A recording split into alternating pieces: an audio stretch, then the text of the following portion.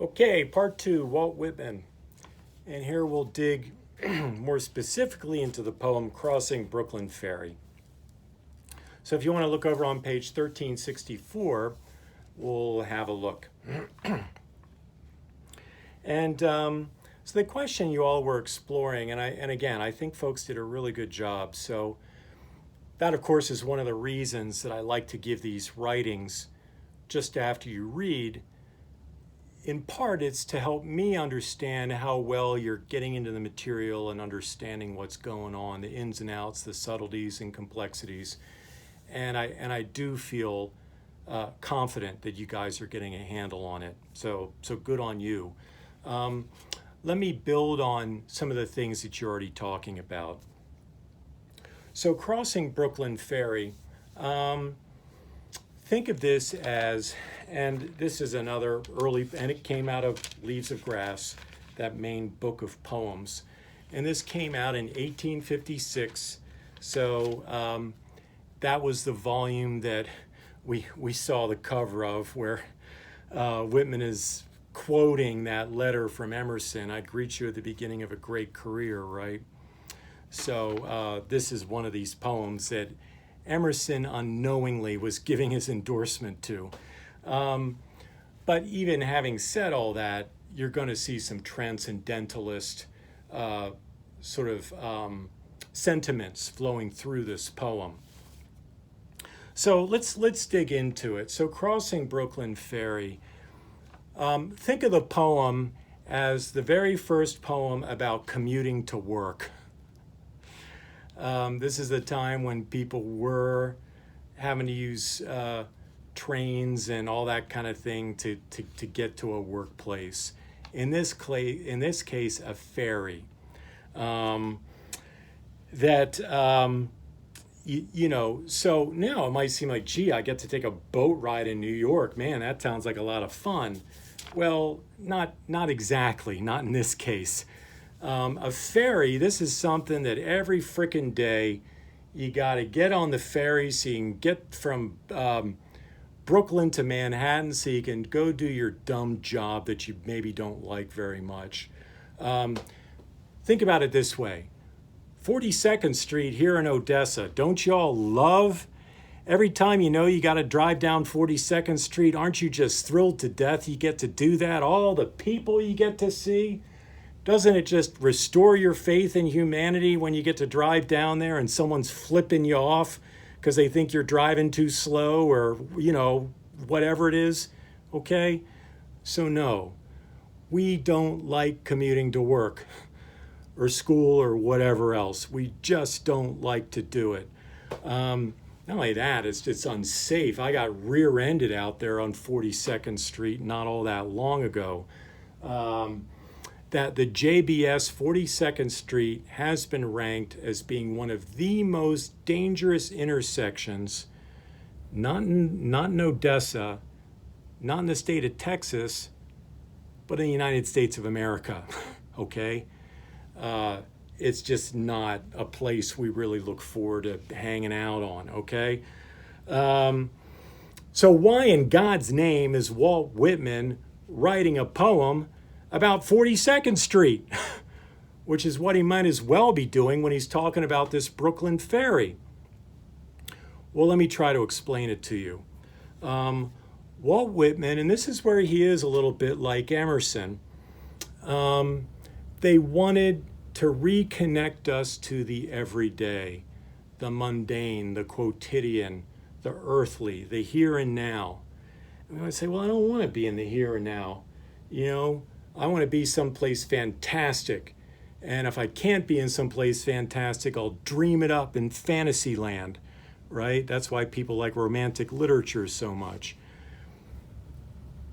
But what Whitman and Emerson also, and Thoreau too, for that matter, they're trying to bring us back into ourselves, to our everyday. What am I seeing? What am I looking at? Where am I? Where am I breathing my air, right? So I can get reconnected to myself, my life, my immediate environment, my community, my friends, right? My immediate experience. And far from saying that's a miserable thing, Whitman is saying it's nothing short of the miraculous.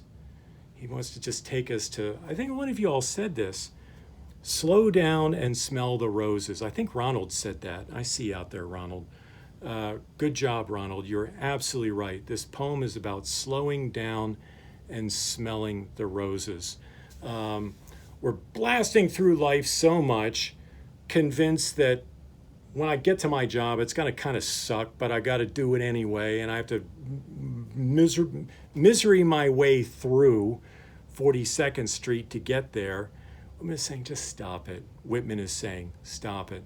Slow down, take a deep breath, take a time to look out, look out on the buffalo wallow over there, and you get to see all the ducks swimming around and the happy families throwing bread to the ducks. And, look at that over there. We see those cars going by, happy families doing this and that. And you just take a time to notice, big blue sky. I'm actually looking out towards 42nd Street right now in my office. It's right, well, yeah.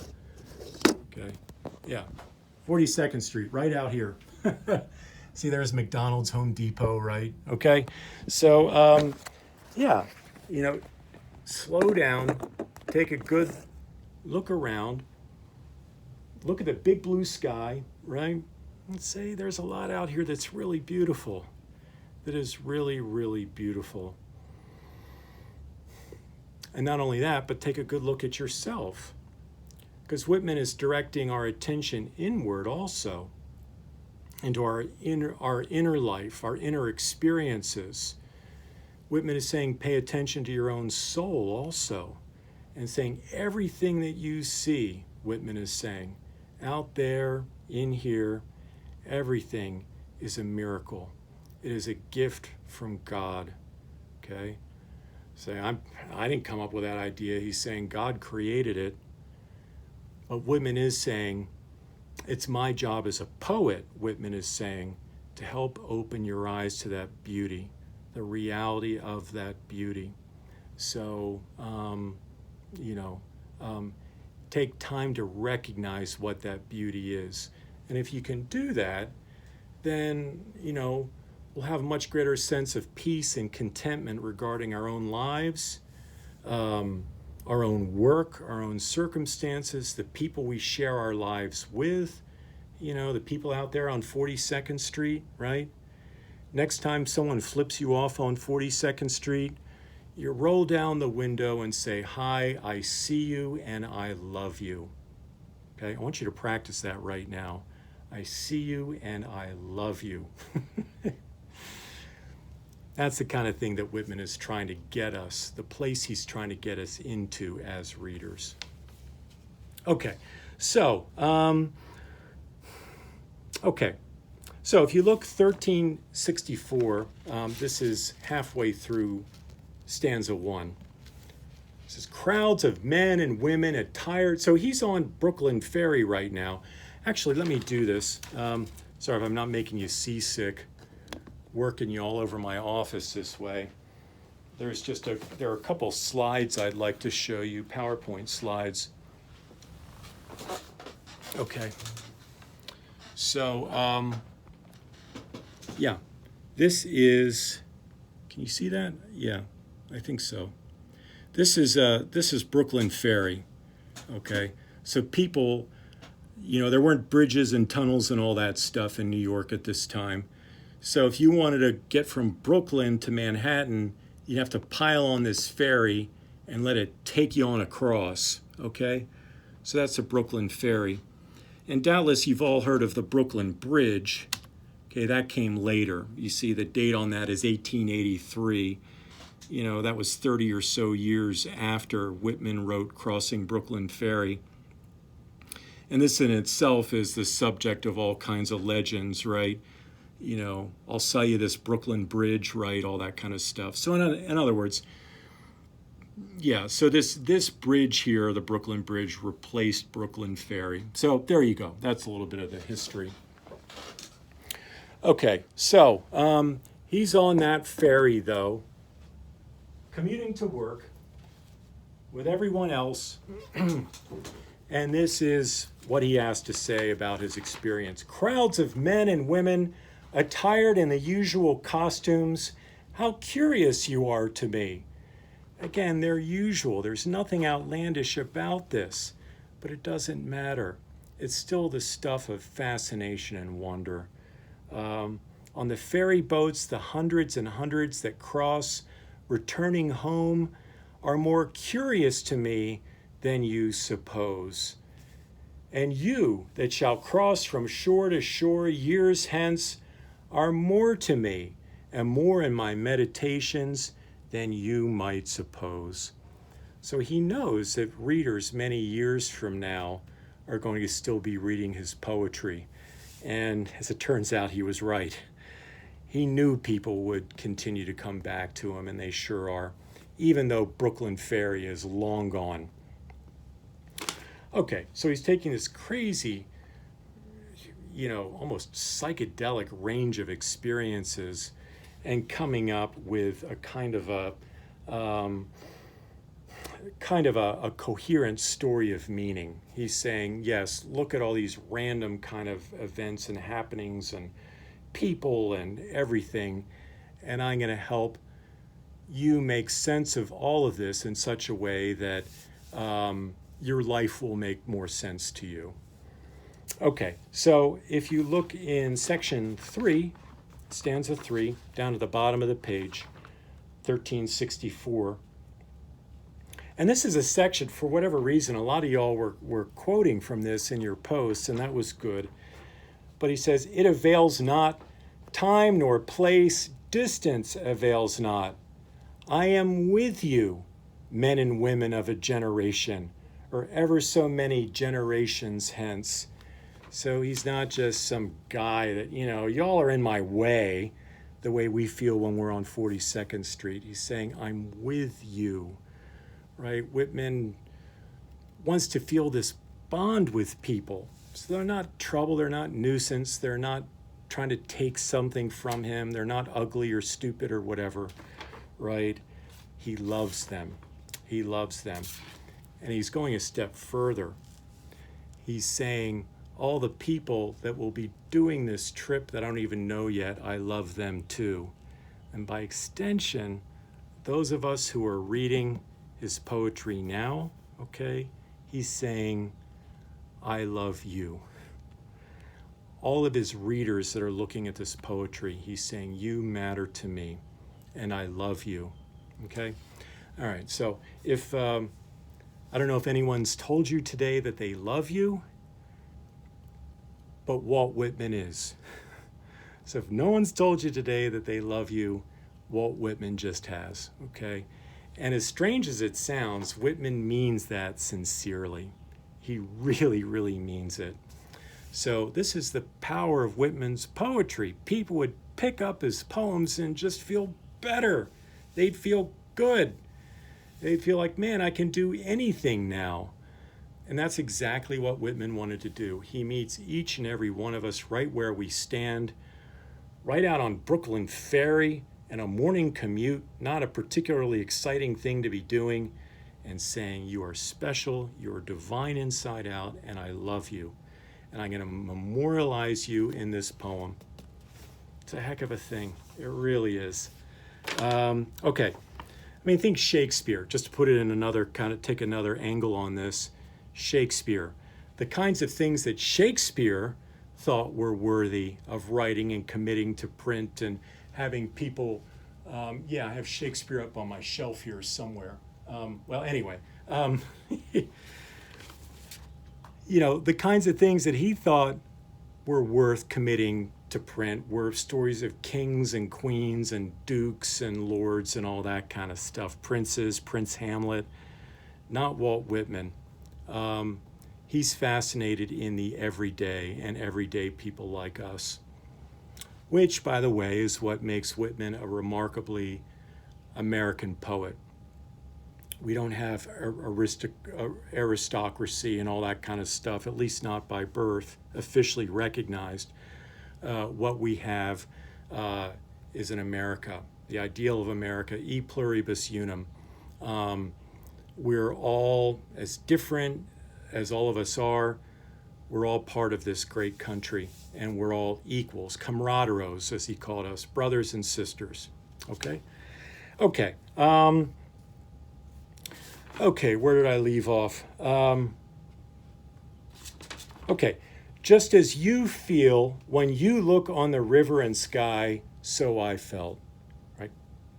Creating this sympathetic bond.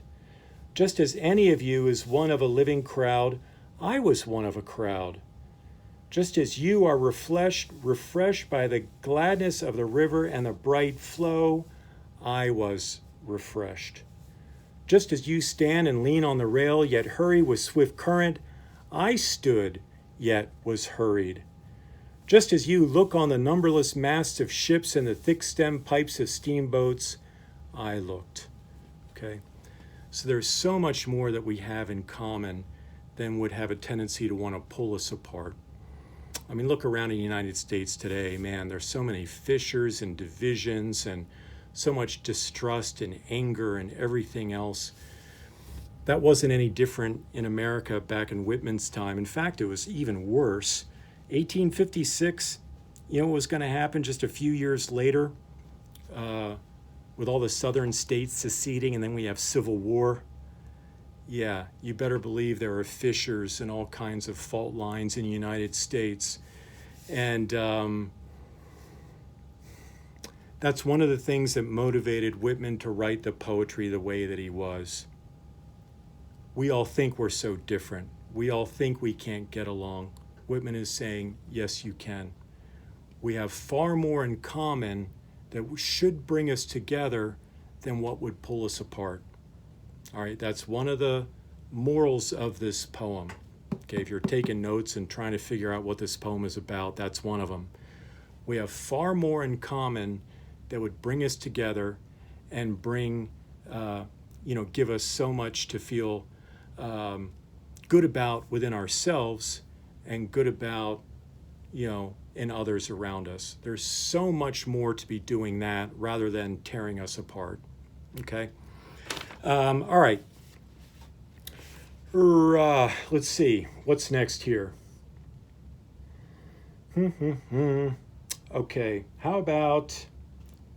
Okay, look over on page 1366. But this whole intimacy thing, this idea that,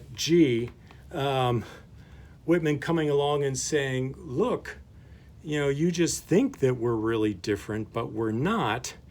We really have so much in common. Let me share this with you. Let me show how much I really know about you. At what point, imagine you're going down 42nd Street and someone rolls down the window and says, hi, I know you. I love you. You're going to roll up your window and speed off, okay? So at what point do we get creeped out by Whitman's behavior here? That's what I'm asking. Look on stanza 5. This is top of 1366. What is it then between us?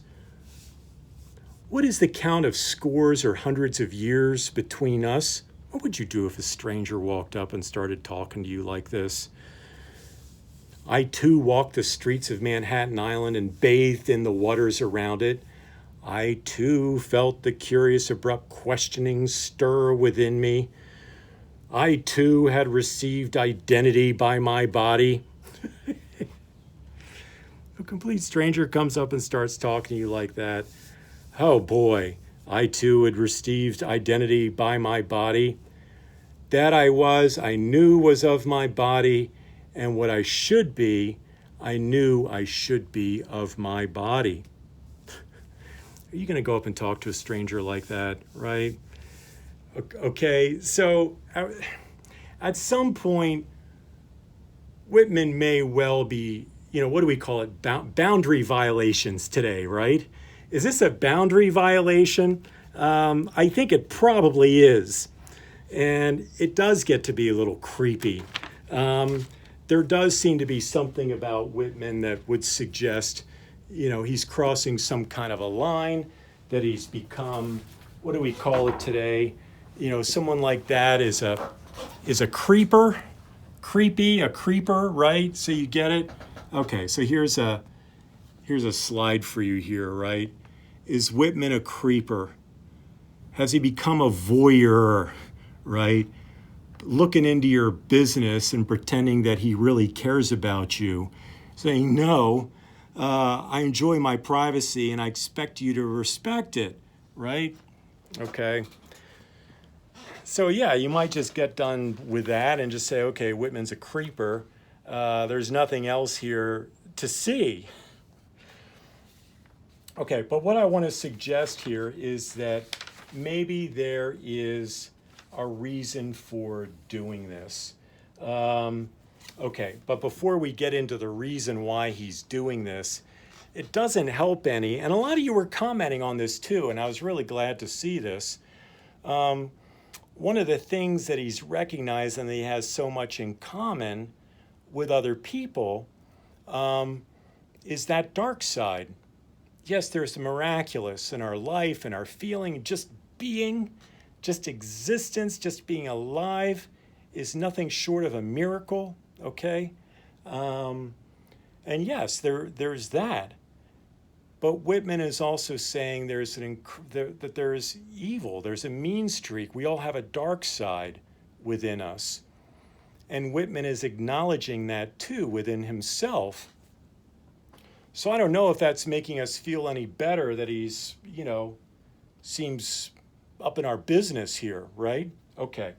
So this is section 6, stanza 6 I'm going to read. He says, "Nor is it you alone who know what it is to be evil. I am he who knew what it was to be evil. I too knitted the old knot of contrariety. Blab, blushed, resented, lied, stole, grudged, had guile, anger, lust, hot wishes I dared not speak, was wayward, vain, greedy, shallow, sly, cowardly, malignant, the wolf, the snake, the hog, not wanting in me. The cheating look, the frivolous word, the adulterous wish, not wanting. Refusals, hates, postponements, meanness, laziness, none of these wanting." Fanny Fern would add, he's a thief. She's saying, you owe me $5,000, okay? So having Walt Whitman, he's not making us feel any better here, right? Necessarily about the fact that he's kind of, sticking his nose in our business here. So the question then is, why? Why would he, what's he trying to do with us? Yes, he's trying to build some kind of bond of sympathy and show us we're not alone and give meaning to our lives and all that kind of thing. But if he's being creepy and violating our boundaries, how the heck's that going to work? Well, I'll try to answer that. But I'll try to answer that in the next slide because my battery is just about to die. Okay? So stay tuned for part 3.